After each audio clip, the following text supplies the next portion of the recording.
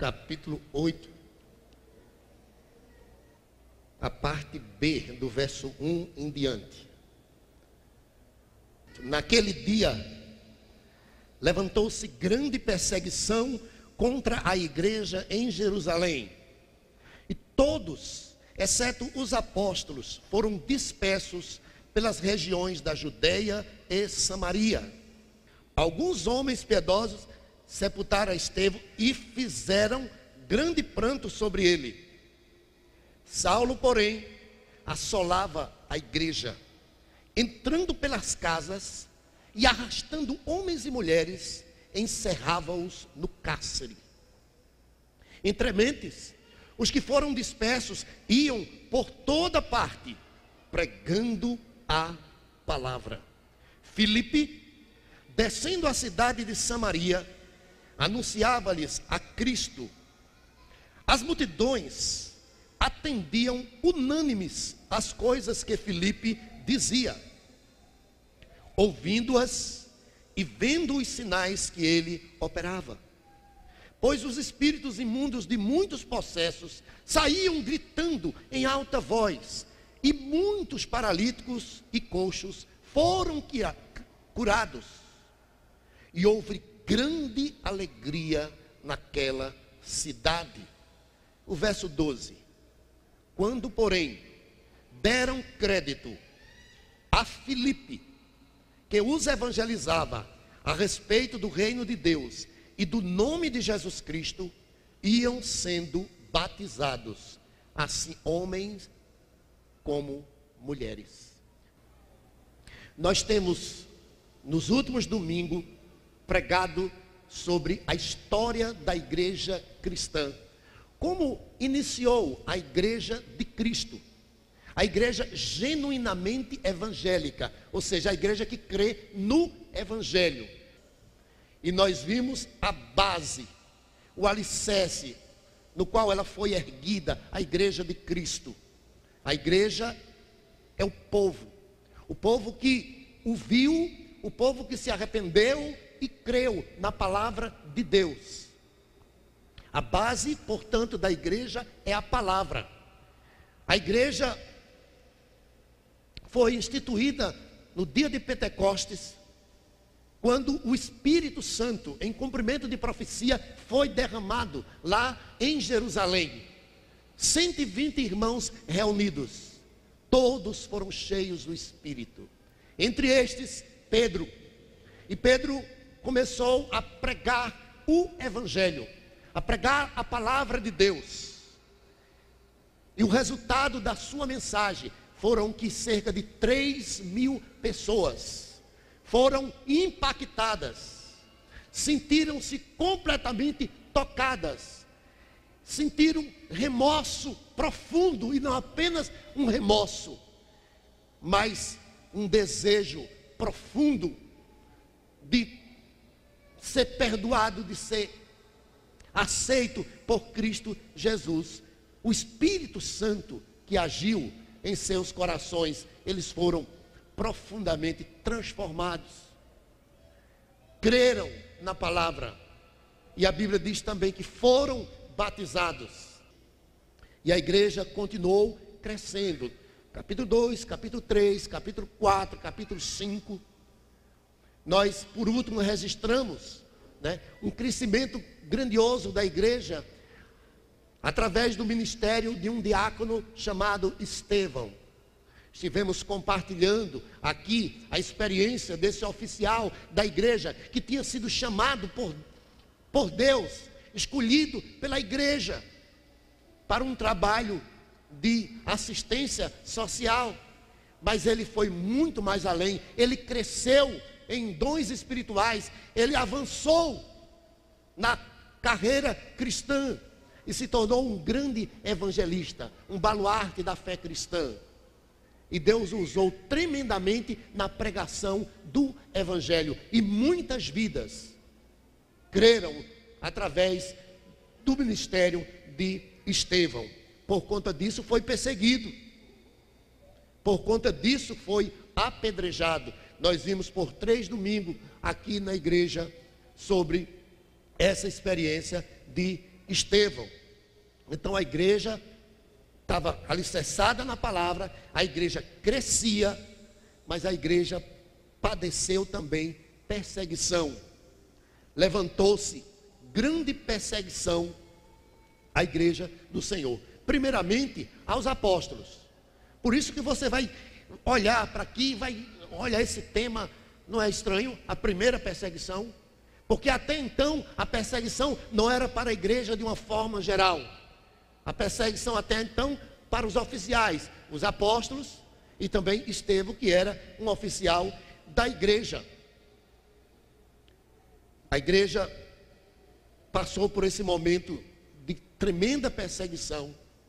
E isso não estava sem o controle daquele que é poderoso, daquele que é o Senhor da igreja. Ele usaria essa perseguição para dar cumprimento aos seus propósitos, ao seu propósito de salvação. Ele havia dito que os discípulos receberiam poder ao descer sobre eles o Espírito Santo, e eles seriam testemunhas do Senhor, tanto em Jerusalém, como em toda a Judéia, Samaria e até os confins da terra. Mas até então, o foco era apenas Jerusalém. Aqui no capítulo 8, vamos virar a página, e a igreja vai avançar para cumprimento da ordenança de Cristo, ide por todo o mundo, fazer discípulos de todas as nações. Ela vai sair de Jerusalém. É como podemos dizer, o sal saindo do saleiro. O sal do saleiro não serve para nada, não é? Ele tem que sair do saleiro para ter a sua função. Então, a igreja teve que sair de Jerusalém, mas isso aconteceu após uma tremenda perseguição, como nós encontramos aqui no texto lido nesse momento. Jesus Cristo disse que seria assim. A igreja seria odiada. Volte aí para o Evangelho de João, capítulo 15. João, capítulo 15.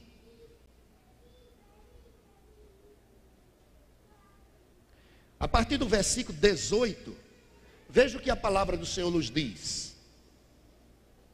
Se o mundo vos odeia, sabei que primeiro do que a vós outros, me odiou a mim. Se vós fosseis do mundo, o mundo amaria o que era seu. Como todavia não sois do mundo, pelo contrário, dele vos escolhi, por isso o mundo vos odeia. Lembrai-vos da palavra que eu vos disse, não é o servo maior do que seu senhor. Se me perseguiram a mim, também perseguirão a vós outros. Se guardaram a minha palavra, também guardarão a vossa. Tudo isto, porém, vos farão por causa do meu nome, porquanto não conhecem aquele que me enviou. Então, Jesus já deixa claro para a sua igreja, aqui representada pelos seus apóstolos, pelos seus discípulos, que o mundo iria odiar a igreja, porque primeiramente odiou a Cristo. Essa é uma verdade que os homens desprezam completamente. Porque se você sair perguntando a todo mundo se ama a Deus, todo mundo vai dizer que ama a Deus. Com a rara exceção, alguém vai dizer, não, eu não amo a Deus. Todo mundo diz que ama a Deus. Mas o que Jesus Cristo diz é diferente. É que as pessoas odeiam a Ele. Aqueles que guardam os seus mandamentos, aqueles que obedecem a sua palavra, aqueles que creem nele verdadeiramente, estes são aqueles que amam a Deus. E porque muitos aqui não amavam a Deus, depois da morte de Estevão, apedrejado, como já vimos, eles não se contentaram em matarem a Estevão, então eles se levantaram contra toda a igreja. Olha o que diz aí o verso, voltando a Atos, capítulo 8. Naquele dia levantou-se grande perseguição contra a igreja em Jerusalém. Até então, apenas os oficiais, mas a partir daqui, a igreja toda começa a sofrer. essa perseguição aconteceu e a igreja acabou tendo que se espalhar. Houve uma dispersão dos cristãos naquele momento, não por covardia. Havia um propósito do Senhor em permitir aquela perseguição, porque quando ela se deu, os apóstolos ficaram em Jerusalém. Era necessário que eles ficassem, não foi porque não quisessem evangelizar, mas eles tinham que cuidar da igreja, que àquela altura já tinha milhares e milhares de membros. Mas os leigos, outros, saíram. Então o texto diz, naquele dia. Que dia foi esse? O dia que Estevão foi apedrejado. A igreja agora começou a padecer, a igreja começou a sofrer. Diz o texto que grande perseguição à igreja em Jerusalém. Vejam só, começa aí. Jerusalém, segundo o Senhor Jesus Cristo, foi a cidade que matava os profetas, aqueles que eram enviados por Deus para lá. Era conhecida como uma cidade assim, que rejeitou, que repeliu a mensagem da palavra de Deus. Por isso Jesus, quando entra em Jerusalém, na sua última semana aqui, ele diz: Jerusalém, Jerusalém. Ele chora, ele lamenta profundamente, que matas os profetas e apedreja aqueles que te são enviados. E aqui vemos isso acontecer com a vida de Estevão. E não se contentando apenas com o apedrejamento de Estevão, ele sai por toda a cidade. E entre esses estava a figura de Saulo. Nós vamos falar nos próximos domingos muito sobre esse personagem das Escrituras. Aqui até então, sem conhecer a verdade do Evangelho, embora extremamente zeloso da sua religião, como muitos que ali estavam, porque essa perseguição, ela não partia do governo, essa perseguição, ela não partia dos marginais daquela época. Quem estava perseguindo a igreja de Cristo, quem estava perseguindo os apóstolos, quem estava perseguindo os diáconos, quem estava perseguindo os cristãos, eram justamente religiosos, mas que ignoravam totalmente a verdade do Evangelho da graça. E que coisa triste, eles faziam isso em nome de Deus. Veja o que Jesus diz sobre isso lá no Evangelho de João. Volte lá, no capítulo 16. Não desmarque de Atos, mas veja lá em João capítulo 16.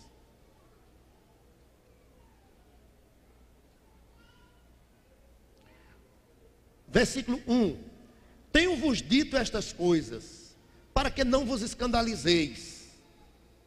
Eles vos expulsarão das sinagogas, mas vem a hora em que todo que vos matar julgará com isso tributar culto a Deus. Isto farão, porque não conhecem o Pai e nem a mim. Veja aqui, contradição. O texto diz aqui no versículo 2 que perseguirão os cristãos, perseguirão os discípulos, achando que com isso estarão cultuando a Deus, agradando a Deus. E Jesus diz no versículo 3: farão isto porque não conhecem o Pai e nem a mim, disse Jesus. É muito lamentável, porque muitas pessoas, por terem uma religião, e às vezes desde que nasceram, são preconceituosas.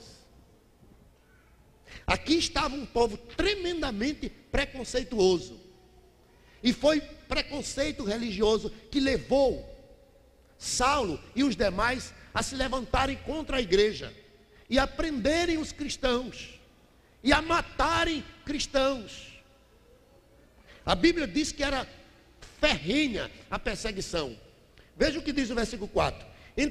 Versículo 3: Saulo, porém, assolava a igreja, entrando pelas casas e arrastando homens e mulheres, encerrava-os no cárcere. A igreja, que se reunia de certa forma até como se fosse escondida por conta de toda essa dificuldade que havia, ela se reunia de casa em casa, porque a igreja não são as quatro paredes. A igreja não é templo feito por mãos humanas. Não. A igreja é de fato o povo de Deus.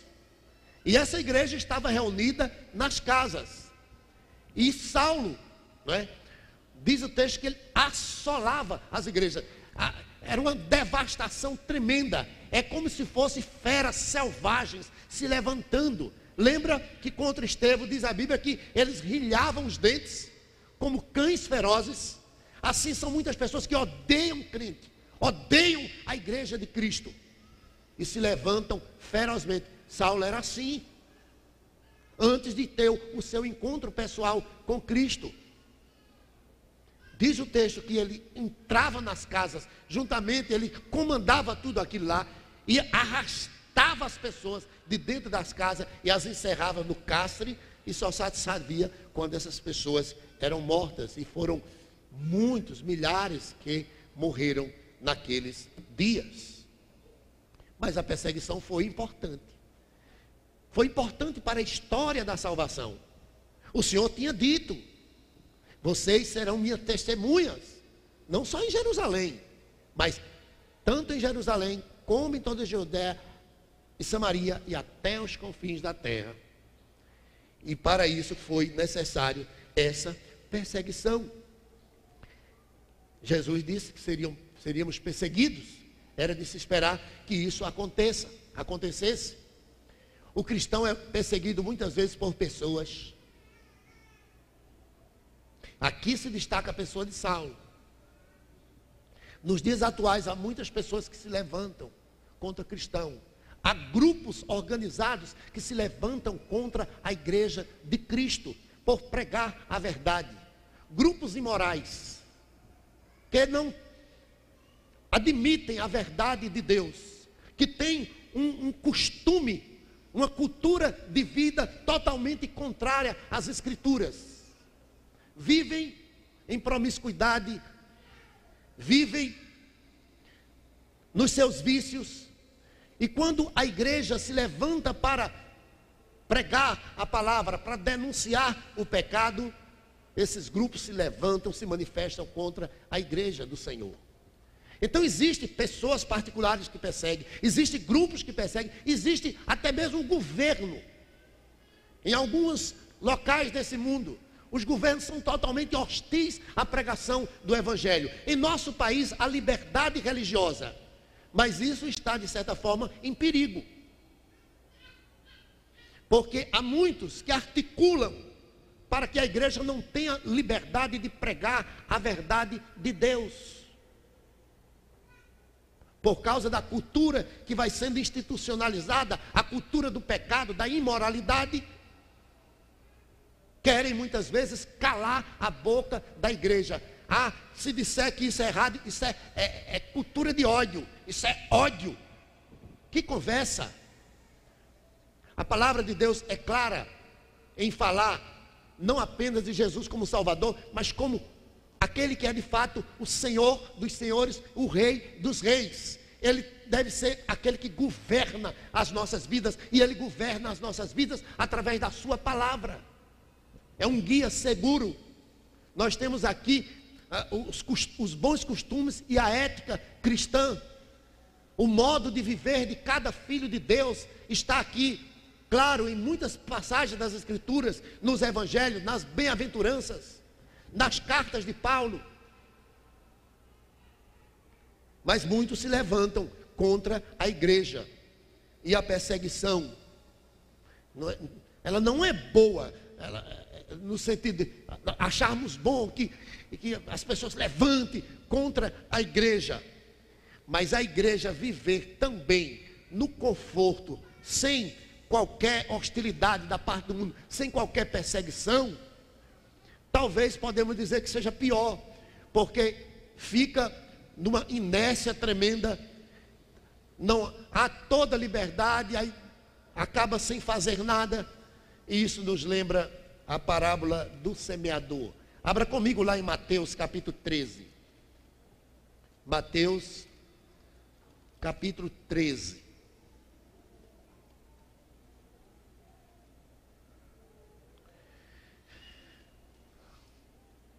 No versículo 22, diz assim, sobre a semente: o que foi semeado entre os espinhos é o que ouve a palavra de Deus. Porém, os cuidados do mundo, a fascinação das riquezas, sufocam a palavra e ela fica infrutífera.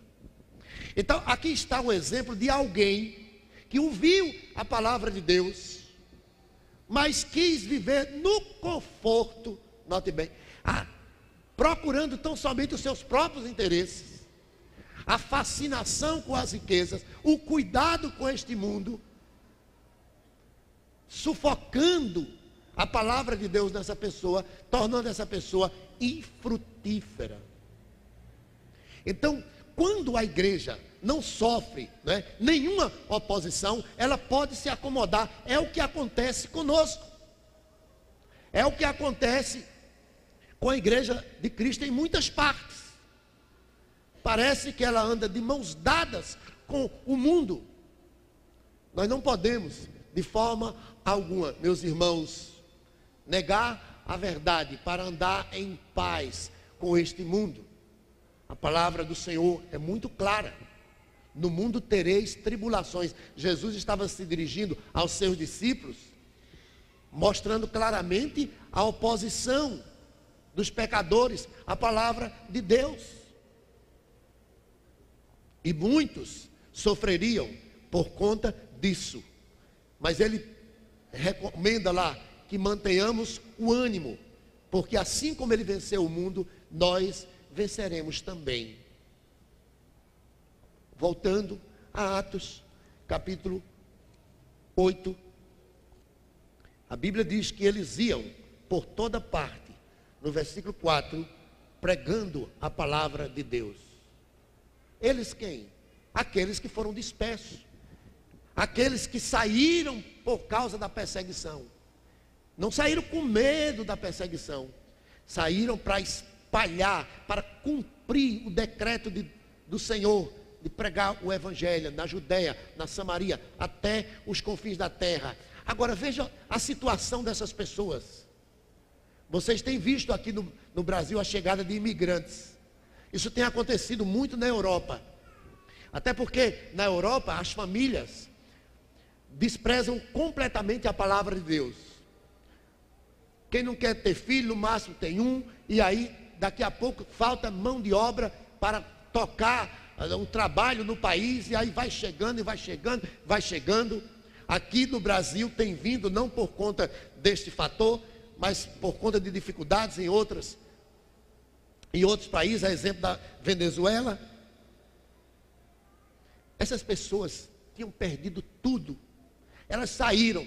Talvez alguns parentes tinham sido presos, entre aqueles que a Bíblia diz que Saulo entrava nas casas e prendia. Talvez alguns parentes tenham sido mortos. Eles deixaram as casas, eles deixaram tudo.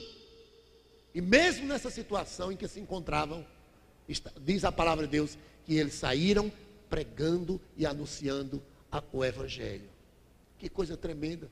Uma situação de completa necessidade, de completa carência. Mas eles não estavam atentando para isso. Foram corações semelhantes àquele que a Bíblia chama de boa terra, onde a semente de Deus produziu, onde eles viveram de conformidade com a vontade de Deus, fazendo a vontade do Senhor, e realizaram um trabalho tremendo.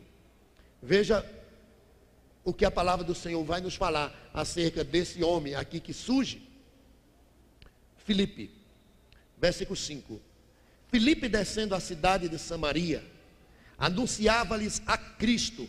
As multidões atendiam unânime às coisas que Filipe dizia, ouvindo e vendo os sinais que ele operava, pois os espíritos imundos de muitos possessos saíam gritando em alta voz, e muitos paralíticos e coxos foram curados. Que trabalho extraordinário. Aqui estava um homem que tinha negado a si mesmo. Enquanto aqueles que querem viver no conforto não produzem nada, aqui está o exemplo de um entre tantos, né, que tinham negado a si mesmo e estava realizando um trabalho glorioso para o Senhor. No ano de 1949, o comunismo tomou conta da China. Havia cerca de 600 e tantos missionários naquela parte do mundo, ali na China, e eles foram mandados embora. Houve perseguição à igreja. Alguns anos depois, havia 40 vezes mais missionários do que o que tinha em 1949. Houve um crescimento, veja só, a igreja foi perseguida, ela saiu se espalhando e pregando a palavra de Deus. A Bíblia diz, os que foram dispersos, essa palavra disperso é como se quisesse dizer, a semente foi espalhada, debaixo de tremenda perseguição. Como disse, se não me engano, Tertuliano, que o sangue dos mártires foi a semente da igreja. Cresceu diante de tantas atrocidades, diante de tanto derramamento de sangue. Eles não amaram as suas próprias vidas, mas eles se entregaram totalmente ao Senhor e conseguiram realizar um trabalho extraordinário. Veja o verso 6, o que é que diz? As multidões atendiam unânimes as coisas que Filipe dizia, e ouvindo e vendo os sinais que ele operava. Como disse, assim como Pedro, assim como Estevão, Deus usou tremendamente. As obras realizadas chamaram a atenção daquelas pessoas. Mas o que se sobressai aqui foi a pregação da palavra. A Bíblia diz que ele pregava a Cristo. Veja aí, versículo 5, mais uma vez. Filipe, descendo à cidade de Samaria, anunciava-lhes a Cristo. Essa era a principal obra, a pregação da palavra de Deus. É dito novamente no versículo 12. Quando, porém, deram crédito a Filipe, que os evangelizava a respeito do reino de Deus e do nome de Jesus Cristo. Nos capítulos 6 e 7, se destacou a pessoa de Estevão. Agora, Filipe, que também tinha o mesmo cargo, a mesma função, e a semelhança de Estevão, se tornou um evangelista. A Bíblia diz, anunciava-lhes a Cristo. Que coisa maravilhosa essa expressão. Anunciava, é como se fosse um arauto, alguém enviado, não é? Ele proclamava uma mensagem que não era dele, mas que era do Senhor Jesus Cristo. Significa dizer que rejeitar a mensagem de Filipe era rejeitar a Deus, rejeitar a Cristo. Querido ouvinte da palavra de Deus que está aqui conosco nessa noite, quando nós estamos pregando a palavra, nós não estamos pregando a palavra aqui da Igreja Batista, nós não estamos pregando a palavra de pastor qualquer, nós estamos pregando a palavra de Cristo. Rejeitar a mensagem é rejeitar o próprio Senhor Jesus. Por isso ele diz, eles odiaram a mim, odiarão também a vós. Eles não recebem a minha palavra, não receberão a palavra de vocês. Mas se eles receberem a minha palavra, eles receberão a palavra que vocês vão transmitir. Então, nós falamos como da parte de Deus. Somos meros servos, embaixadores de Cristo, representando o Senhor Jesus através da pregação da palavra. Aqui não é a palavra da Igreja Batista, do pastor Paulo. Eu não tenho nada de mim mesmo a dizer para você. Sou um pecador. Mas aquilo que nós estamos transmitindo aqui é a verdade de Deus para os seus corações. E a Bíblia diz que ali, unânimes, eles aceitaram, eles atenderam a mensagem de Filipe. É algo maravilhoso quando os corações, começam a recepcionar a palavra de Deus. Quando as pessoas começam a se preocuparem com suas vidas. Saiba, a vida é passageira. Às vezes vivemos aqui, queremos gozar a vida como se fosse viver a vida inteira, eternamente aqui. Não. De quando em vez somos surpreendidos com a perda de pessoas que tanto amamos, que tanto estimamos, que vão, na opinião de cada um de nós, tão cedo. Nós não sabemos nem o dia e nem a hora. Eu não sei nem se eu vou chegar em casa hoje. A Bíblia diz: se hoje ouvides a voz de Deus, não endureçais o vosso coração. É necessário, portanto, ao homem que ouve a palavra de Deus, que faça, como fez essa multidão aqui, unânimes, atendiam às coisas que Filipe dizia. E o que ele dizia é que é Cristo. Ele anunciava Jesus como o único Senhor e Salvador. Essa foi a mensagem que Pedro pregou no capítulo 2, no capítulo 3, no capítulo 4. Foi a mensagem que Estevão pregou no capítulo 6, no capítulo 7. Eles anunciavam a Cristo. Em Atos 4,12 diz que em nenhum outro há salvação. Só há salvação em um nome, e esse nome é Jesus. Ele, Jesus, disse: eu sou o caminho, a verdade e a vida. Já foi cantada esta verdade aqui, essa noite. João 14,6. Eu sou o caminho, a verdade e a vida. Ninguém vem ao Pai se não for por mim. É Jesus. Paulo disse: ninguém pode pôr outro fundamento do qual já está posto, que é Cristo. Paulo diz na sua carta aos Coríntios: nós pregamos a Cristo e este crucificado.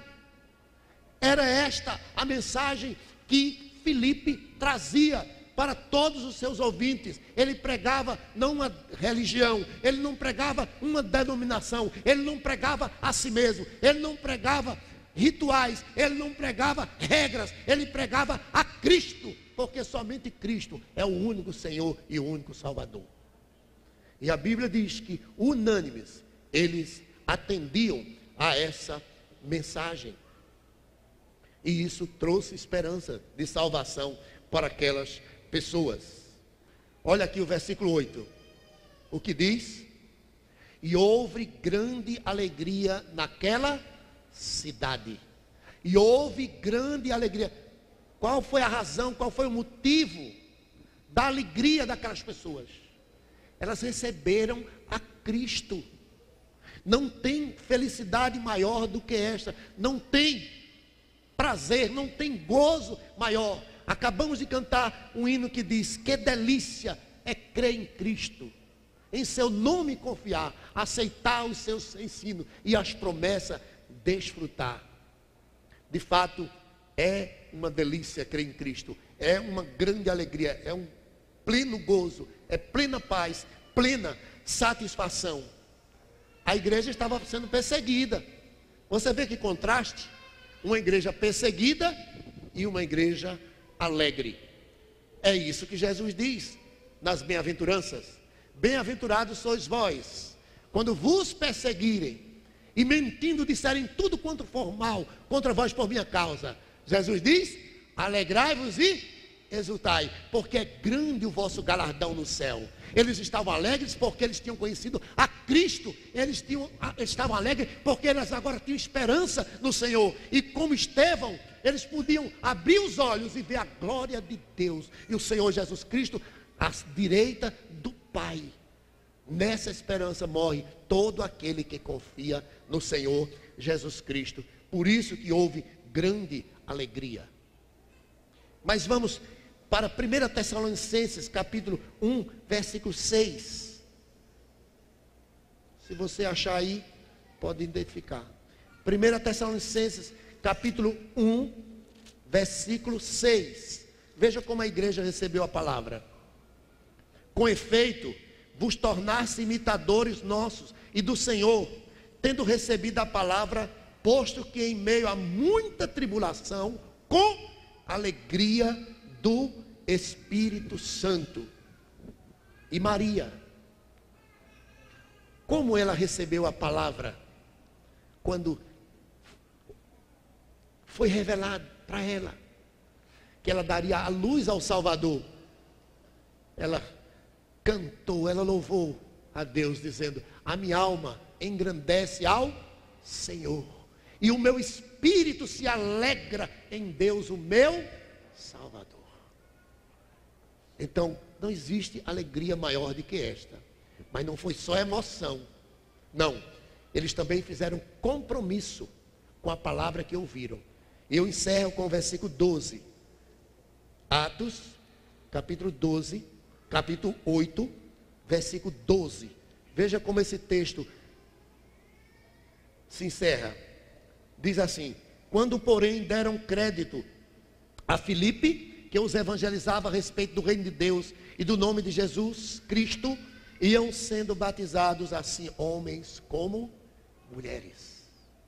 Então eles foram batizados após ouvirem a palavra de Deus e confessarem a fé no Senhor Jesus Cristo. Não foi batizado nenhum recém-nascido aqui.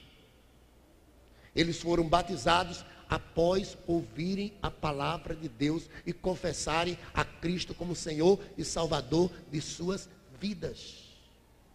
Esse compromisso eles estavam fazendo com aquela igreja local, com o Senhor, tornando-se membros daquela igreja.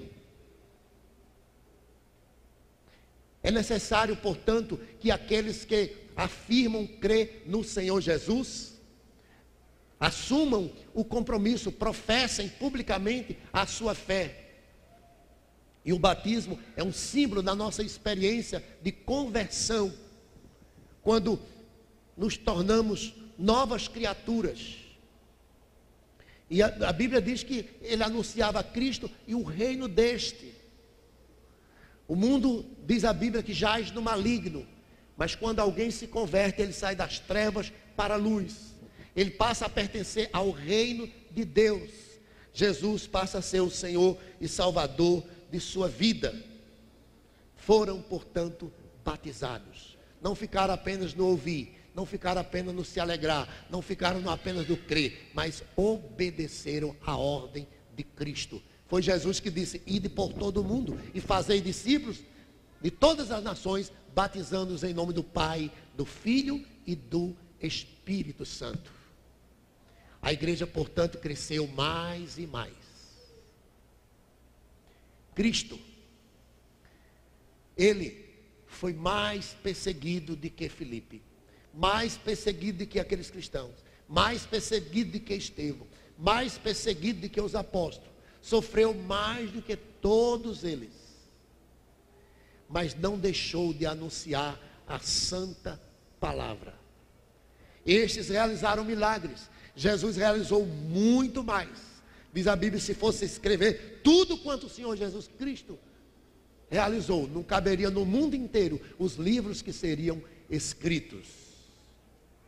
E foi esse Jesus que deu a sua vida lá na cruz para salvar pecadores como nós.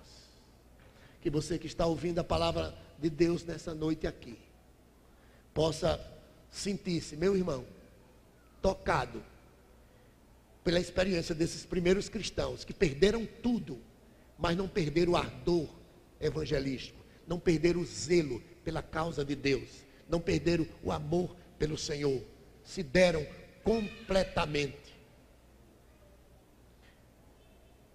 Você que nos visita nessa noite, se porventura você sentiu que a mensagem de Deus veio para o seu coração, se você está compreendendo também a sua necessidade, assim como aquelas pessoas da Judéia, da Samaria, que receberam a palavra de Deus, a minha oração é que nessa noite você possa entregar verdadeiramente a sua vida a Cristo, para não ser um mero religioso, uma mera religiosa, mas para serem verdadeiros servos de Deus.